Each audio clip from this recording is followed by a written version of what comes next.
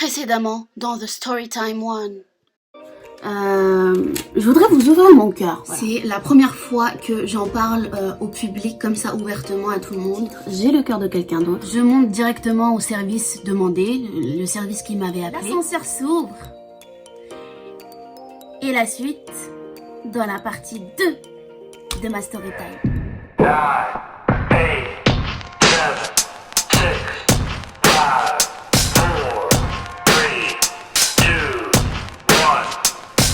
2, 1.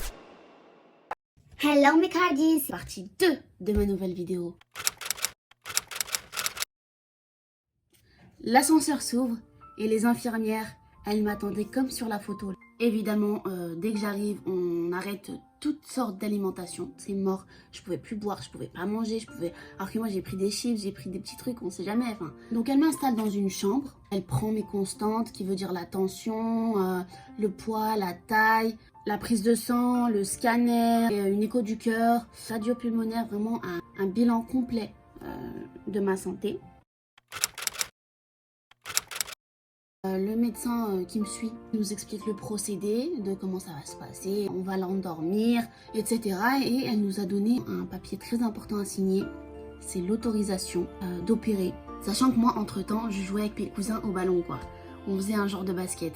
J'étais vraiment inconsciente. Après tous les examens faits et les résultats positifs qui sont sortis, tout était nickel, tout était bon. C'était la fameuse douche à la bétadine. Ma maman, elle m'avait aidé à la faire parce que j'étais vraiment fatiguée. C'était nos derniers moments, voilà, avant le départ. Je glisse dans un lit tout propre. Voici la photo. Donc je faisais beaucoup de selfies. J'avais parlé à ma famille à l'étranger, ma grand-mère, à ma tante aussi. Et puis on priait Dieu pour que tout se passe pour le mieux, voilà. Le moment fatidique, les brancardiers toquent à la porte. Le moment de dire au revoir à ma famille. Je souriais, mais j'étais vraiment pas convaincue de ce que j'allais faire. Je pouvais plus faire marche arrière. Les brancardiers m'emmènent au bloc. Ils essayent de rigoler avec moi, mais ils me voient que je suis tendue quand même. Enfin, je vais quand même changer de cœur, quoi. C'est pas rien. Arrivée au bloc, j'avais froid, j'avais très peur. Il y avait énormément d'infirmières. Il y avait beaucoup de choses autour de moi. C'était un bloc, quoi. Il fait froid, il n'y a aucune fenêtre. Il n'y a que les néons de l'hôpital. Puis ça sent pas forcément la rose. Ça fait flipper. À l'époque, j'avais vraiment peur. Hein. J'avais vraiment peur. Mais je cachais cette peur, en fait. Je me souviens, je la cachais parce que je me disais, c'est bon, c'est rien, quoi. Les infirmières, elles étaient super sympas. Elles me voyaient que j'avais peur. Et donc, elles rigolent avec moi. Elles me demandent ce que je voudrais faire plus tard. Je lui ai répondu secrétaire médicale. C'est vrai. J'ai eu mon bac de gestion administration et j'ai eu aussi mon diplôme de secrétaire assistant médico-social. On m'a tous fait la réflexion, mais t'en as pas marre de l'hôpital? Je veux être de l'autre côté du décor. Je veux pas être patiente, je veux être de l'autre côté. Je veux pas non plus être médecin parce que je sais que les études et moi, c'est compliqué avec ma santé. Donc je sympathise avec elle. Elle me demande pas tout de suite de me coucher. Ça c'est vraiment bien parce que j'étais vraiment inquiète. J'ai regardé autour de moi, elle m'a mis à l'aise. Elle était sympa, elles étaient sympas parce qu'elles étaient deux, je me souviens. En même temps, elle préparait le lit, donc elle me disait est-ce que t'es bien comme ça? Et puis il y a aussi le petit chauffage qui est à l'intérieur de la couette. Ça tient super chaud, c'est trop bien ça. T'as l'impression d'être dans un nuage.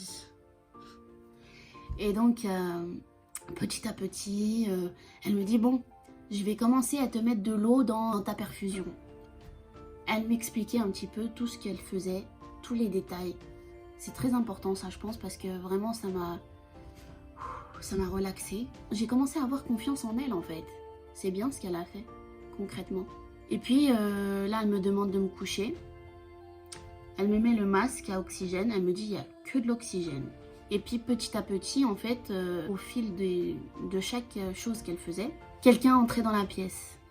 À chaque fois, il y avait quelqu'un qui rentrait dans la pièce. Je ne le voyais pas forcément parce que j'étais couchée et j'étais concentrée avec les filles. Et à chaque fois, il y a eu une étape, à chaque fois, il y a eu des grades en fait. Le dernier moment, l'anesthésiste est arrivé et il m'a dit comment tu te sens. J'ai dit ça va, tout va bien, nanani, nanana. Et il m'a dit bah, je vais t'injecter le produit. Il me l'a dit ouvertement, hein. Il m'a rien caché. Respire profondément, relaxe-toi, je te mets le produit. Et en même temps, ils m'ont mis dans la perfusion. Ils m'ont endormi. Anesthésie générale. C'était parti pour le show. Pendant l'opération, ils m'ont injecté des produits hyper forts. Je ne sais absolument pas ce que c'est. Mais c'est sûr que ça m'a rendu dingue parce que j'ai fait des rêves hyper chelous. Je ne sais pas comment vous expliquer, mais en fait, j'avais l'impression que c'était la réalité. Vraiment, les rêves, c'est un truc... Rêve cauchemar, c'était plus des cauchemars. C'est un épisode spécial, ça, vraiment, parce que c'est de la folie, les gens. Ça, c'est de la folie. Toutes les choses que j'ai dû souffrir, vraiment, c'était horrible. J'ai passé des étapes, en fait, tout mon rêve était un voyage basé sur la souffrance et la douleur, honnêtement. Il n'y a pas un moment où j'étais bien. En même temps, j'ai envie de te dire, ce qui se passait pour de vrai, c'était pas forcément bien. Il y avait de la douleur psychologique. Je vous le raconte dans une future vidéo. Ah mais ça, vraiment, les cauchemars que j'ai faits, je les souhaite vraiment à personne. Vraiment, même pas à mon pire ennemi. Les effets secondaires des médicaments qui m'ont injecté m'ont rendu dingue, m'ont rendu folle. Même moi, je me reconnaissais pas. J'ai passé des étapes dans ma vie pendant ce cauchemar. Ah non, mais c'était abusé, c'était... Même quand j'y repense, j'ai envie de pleurer et rigoler. Tellement c'était affreux. La vidéo est à présent terminée. J'espère que ça vous a plu. N'oubliez pas de liker, de vous abonner et d'activer la cloche pour recevoir les notifications. Je vous dis à la semaine prochaine pour de nouvelles aventures. Gros bisous. Bye bye mes hearties.